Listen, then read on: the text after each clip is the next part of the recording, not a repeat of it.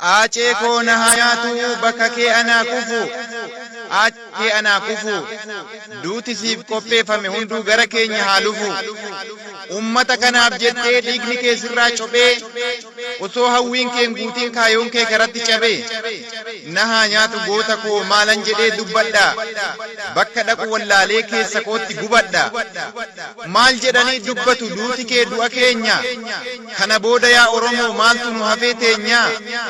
Yaa Rabbi yaa Waaqayyo maaf nutti ilaalta kana. Osoo nuuf darba jennuu hundaa caale barana. Dukkanaa'ee kaakunoo hanguma kalee iftee. Aacee koo yaa keessa koo maalin nu gattee dhufte.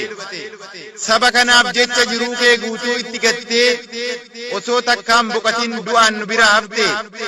Lapheen koo na gubatee eessan dhaqa yaa biyya. Kophaa koo maraadheera eenyuttiin ka'eeyya. Obsi kaa haadha dhiiraa laphee kee jabeeffadhu. Ilmi kee wareegameera hundaafuu obsa godhu.